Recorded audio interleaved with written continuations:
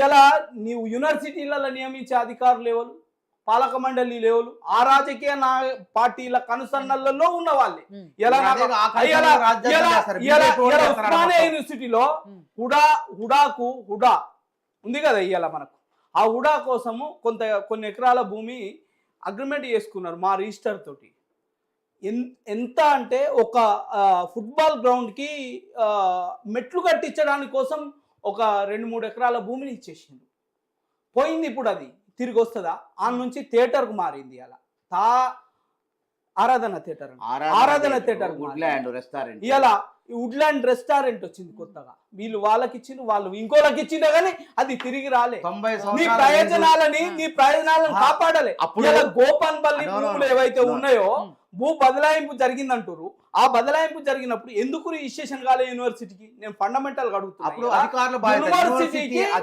నువ్వు రిజిస్ట్రేషన్ చేసి ఇగో నీ భూమి అని కేంద్ర ప్రభుత్వానికి అప్పచెప్పుంటే కేంద్ర ప్రభుత్వం కొట్లాడకపోతే ఇవాళ నువ్వు దాన్ని క్వశ్చన్ చేయాలి. ఇక్కడ యూనివర్సిటీ అధికారులు ఇలా క్వశ్చన్ చేయాలి. రాష్ట్ర ప్రభుత్వం చేతిలో ఎట్లుంటది ఒక సెంట్రల్ యూనివర్సిటీ,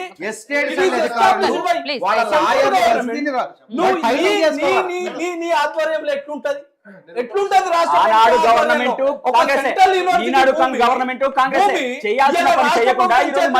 రాష్ట్ర ప్రభుత్వం బదలాయింపులు ఎట్లా జరుగుతాయి? అదే మిలిటరీ భూములు ఇప్పుడు తీసుకోమన్నారు, ఒక్కరి తీసుకుంటున్నాం. ఇవాళ మంచి పాయింట్లు ఏమైనా ఎత్తండి సమ్ముడు మేడం. సెంట్రల్ యూనివర్సిటీ భూములు కూడా మిలిటరీ చట్టాలతో సమానం. వీళ్ళకి అప్పచెప్పినప్పుడు యూనివర్సిటీ అధికారులు టైటిల్ చేసుకోవాలి.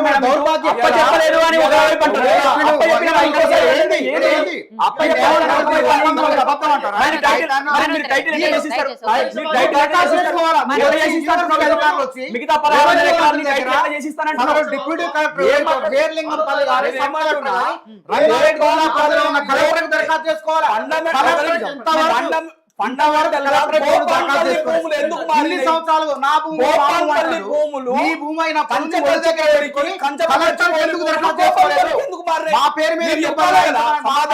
మీ రాజకీయ పార్టీలు చెప్పాలి కదా. మీరు వినన్నా, గోపాన్పల్లి భూములు కంచగచ్చిబౌలి భూములు ప్రైవేట్ సంస్థకి ఎందుకు మారినాయి, ఎట్లా మారినాయి, ఎవరు చేశారు? అది తప్పు చేస్తేనే కాంగ్రెస్ ప్రభుత్వం గుంజుకున్నది. మళ్ళీ వాడు కోర్టుకు పోయింది. అందుకే కొన్ని ప్రభుత్వాలకు కొన్ని ప్రాధాన్యతలు ఉంటాయి. గత తెలుగుదేశం ప్రభుత్వం ఏం చేసింది? మంచి చేసింది. గతంలో తెలుగుదేశం చెప్పరండి, ఇక్కడ తెలుగుదేశం ప్రభుత్వం ఇప్పుడు 400 ఎకరాలు భూమి తీసుకొని 397 ఎకరాలు ఇచ్చింది, నష్టం చేయలేదు. 54 యూనివర్సిటీలు ఉన్నాయి మేడం, IIITలు, IITలు, అవన్నీ కాంగ్రెస్ ప్రభుత్వం స్థాపించడమే. దేనికి కూడా ఎక్సెప్ట్ సమ్మక్క సాలక యూనివర్సిటీ తప్ప మిగతా దేనికి పేరు మీద కూడా మ్యూటేషన్ కాలేదు, రిజిస్ట్రేషన్ కాలేదు దాని పేరు మీద.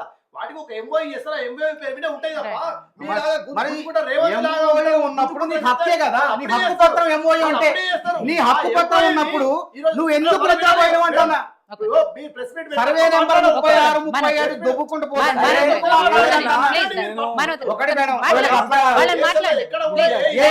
యూనివర్సిటీ అధికారులు 90% పడుతున్నది.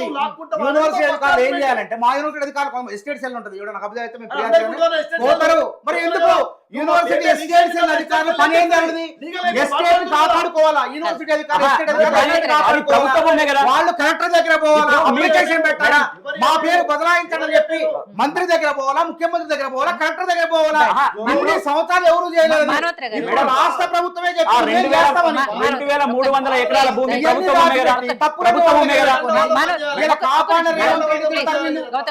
2300 ఎకరాలు గవర్నమెంట్ భూమే కదా. మొత్తం తీసుకోమనండి, మొత్తం తీసుకోమనండి. మరి ఇంకా మీ భూమి కదా, 400 తీసుకోండి.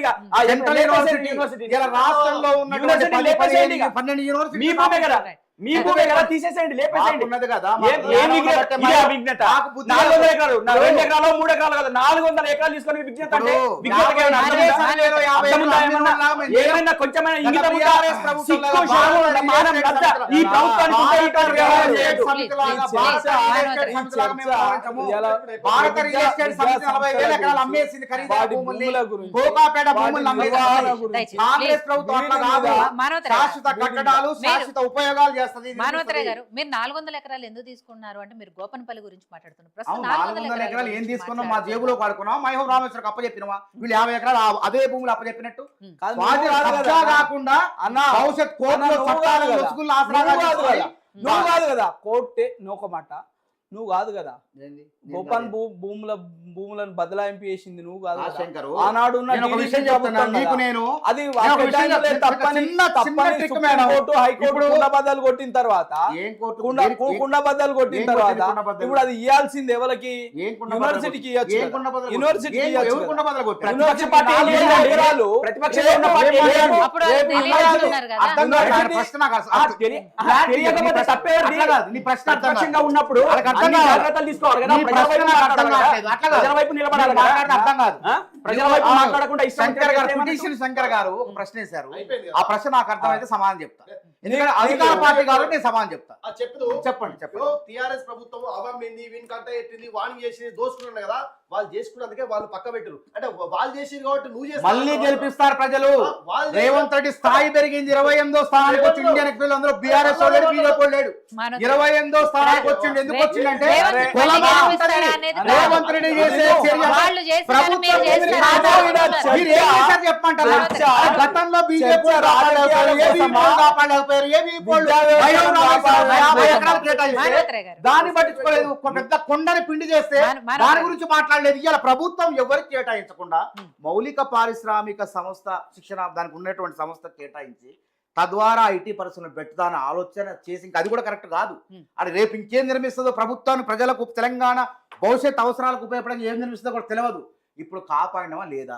నీకు అసలు హత్య లేదు సెంట్రల్ యూనివర్సిటీ అధికారులకు ఇప్పటి వరకు సుప్రీంకోర్టు దాని ప్రకారం నువ్వు ఎక్కడా లేవు, ఏ పిటిషన్ లేవు. కాపాడితే ఎవరైనా కాబట్టి నేను గౌరవంగానే ఏమంటానంటే చూస్తాం. ఇప్పటికైనా అంటే కాపాడితే కాపాడు. నేను ఇక్కడ రెండు విషయాలు రెండు విషయాలు ఏం చేయాలంటే క్వశ్చన్. విచారణ జరిగితే దాంట్లో బీఆర్ఎస్ ప్రభుత్వం తప్పు చేసిందా, యూనివర్సిటీ అధికారులు తప్పు చేశారా, ఈ భూములు ఎట్లా బదలా అక్రమ కడ్డాలు ఎట్లా వచ్చింది? వాళ్ళు అరే నీకు చేశారు. ఎవరైనా అదే నేను చెప్తున్నా. ప్రభుత్వం అయితే నువ్వే కదా, వాళ్ళు ఇది చేశారు. ప్రభుత్వాలు నువ్వే కదా ఏమంటున్నా? నువ్వు ప్రభుత్వం మేము నువ్వే కదా చేస్తే ఏమంటున్నావు? మేము చేస్తే ఇవ్వలేదు. మేము ఏమంటామంటే కేంద్ర ప్రభుత్వం సిబిఐ చేయాలి. ఎందుకంటే సెంట్రల్ యూనివర్సిటీ కేంద్ర ప్రభుత్వం ఇందులో ఉన్నది. వైద్యం గురించి గొప్పగా చెప్పుతున్నాం రాష్ట్రంలో గానీ దేశంలో గానీ. మీరు ఏదో ప్రశ్న అడిగారు శంకర్ గారు ఇందాక. దానికి సమాధానం రాలేదు. మీరు చెప్పండి ఏదో గొప్పగా చెప్పారు. వారు ఇంతలోకి వారు అడిగారు. మీరు అడిగిన ప్రశ్న నేను అడుగుతున్నా చెప్పండి. నేను అడగండి. అలా 1975లో 2000 చిల్లర ఎకరాలు ఎస్సీ కేటాయించారు.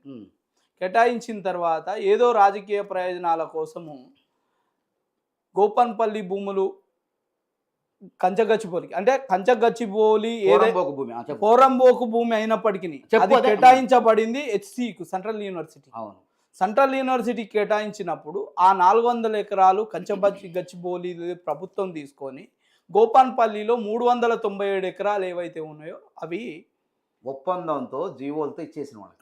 ఒప్పందం కాదు, రిజిస్టార్ తోటి ఓ అమ్మాయి రిజిస్ట్రారు, రాసుకొని ఎవరు ఇచ్చిండ్రు. RDO, ఎవరు ఎవరు భూముల పైన? ఇచ్చిండ్రు? అవి ఎవరు ఇచ్చిండ్రు? RDO గారు, ఇలా సబ్ నువ్వు కలెక్టర్. వేసింది కాదు కదా. సబ్ ఇలా కలెక్టర్ పంచనామాది. ఒక ఒక రెవెన్యూలో పంచనామాకు సాక్ష్యం, అది గొప్ప సాక్ష్యం, అదే రికార్డు.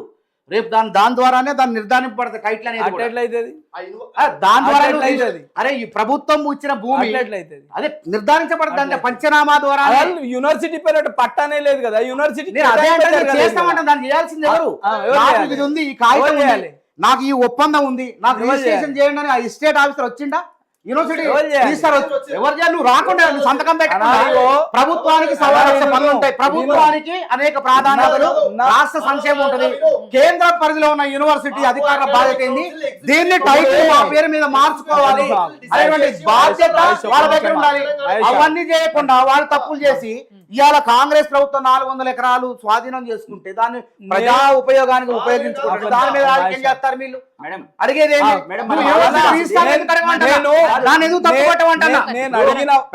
నేను అడిగిన ప్రశ్నే అర్థం కాలేదన్నా. అది పూర్తి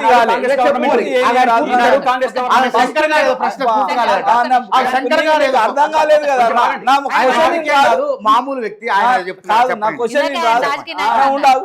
ఇప్పుడే మళ్ళీ ఆయన ఆయన చెప్తాడు కదా. రాయి ఇక్కడ కాదు. అవసరానికి ఒక అవతారం ఇప్పుడు ఎత్తుతాడు. ఆయన సర్టిఫికెట్ నేను కాదు, ఆయన రాజకీయ నాయకుడు అని చెప్తాడు. నేను రాజకీయ నువ్వు అవసరానికి ఒక అవతారం ఎత్తకు రాయి. నేను ఏమంటాను వాస్తవానికి ఆయన నేను ఏమంటా ఆయన రాజకీయ నాయకుడు కాదంట. ఈ రోజు నీకు నేనన్నా దక్కేది ఏం రాజకీయ లేదు. నాయకుడే అన్నా, ఆయన కాదంటాడు.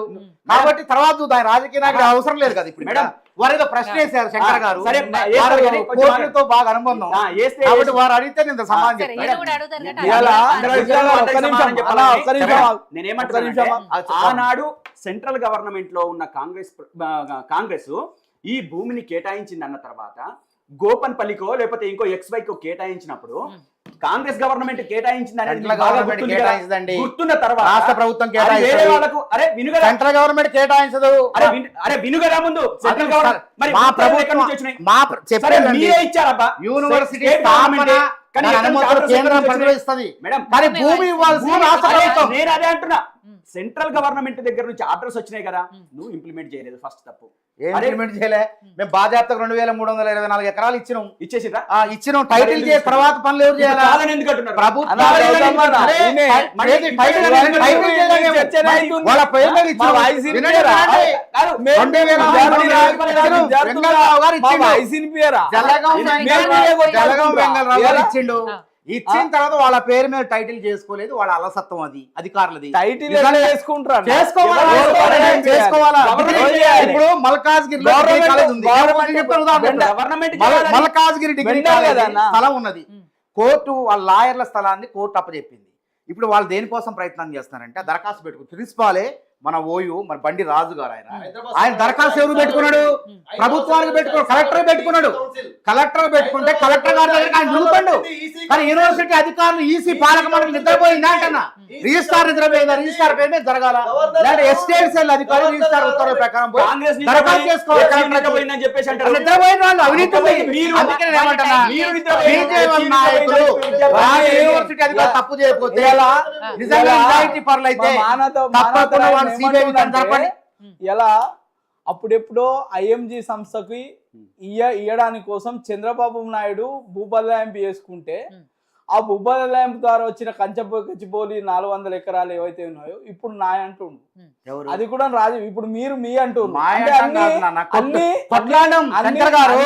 అన్ని- అన్ని కొట్లాడడం రాజకీయ ఆలోచనలు తప్ప, మీ రాజకీయ ఆలోచనలు తప్ప, 394 ఎకరాలు అదొక మాయ కాదు. విద్యా వ్యవస్థ. దాన్ని ఎట్లా బలోపేతం చేద్దాము? ఇలా మనం ఏది ఇచ్చినా ఇవ్వకున్నా విద్యా వైద్యం పుక్కడికి ఇవ్వాలి, ఉచితంగా ఇవ్వాలని మాట్లాడుతున్నాం. మరి ఆ విద్యా వ్యవస్థ నుంచి తీసుకున్న భూములే కదా విద్యా వ్యవస్థకే ఇచ్చేద్దాం, ఏమవుతుంది? ఆ భూమి అక్కడ దొరుకుతుందా? అంటే ఇలా ఒక మాట విను. నేను ఈ రాష్ట్ర వ్యాప్తంగా 6 ఇండస్ట్రియల్ జోన్లు ఉన్నాయి. నేను అది ఒకటే అడిగిన ఇవాళ ఊర్లలో ఉన్న ఇండస్ట్రియల్ జోన్ ఊరు బయట పోవాలన్నారు. మరి ఈ ఊర్లలో ఉన్న జాగాలు ఏమైనాయి అంటే అమ్ముకున్నారు పారిశ్రామికవేత్తలకు. ఇక్కడ మా పక్కకే ఉప్పలు ఉంటుంది చూడుర్రి, పెద్ద పెద్ద భవనాలు వెలుస్తున్నాయి. ఇండస్ట్రీ భూములు కదా, ప్రభుత్వం చేతిలో పోవాలి కదా, పోలేదు కదా. ఇలా నువ్వు ITIR ఇంకో ఏదో ఇండస్ట్రియల్ ఫైనాన్షియల్ డిస్ట్రిక్ట్లో నువ్వు ఏం కడుతున్నావో అది ఒకసారి ఇచ్చిన తర్వాత నీకు తిరిగి రాదు. మళ్ళీ యూనివర్సిటీకి భూమి కావాలి, ఇంకేమైనా ఎక్స్పాండ్ చేయాలి, డెవలప్ చేయాలి. ఇంకొకటి ఏమైనా కేంద్రం కొత్త విద్యా సంస్థలను అలొకేషన్ చేస్తే ఏడ పెట్టాలి? ఊరు బయట పెట్టాలన్నా, ఇంకెక్కడనో తీసుకుపోయి పెట్టాలన్నా? ఇలా ప్రపంచం ఒక కుగ్రామంగా మారిపోయింది. ఇలా ఎందుకు జిల్లాలకు నువ్వు ఎక్స్పాండ్ చేయవు డెవలప్మెంట్ ని? హైదరాబాద్ ఇది అమృత పదార్థమా? ఇదేమన్నా అమృత పదార్థమా? ఇప్పటికే రోడ్లు ఒక్క చిన్న వాన పడితే అవ్వ కావాలి, అభివృద్ధి కావాలి,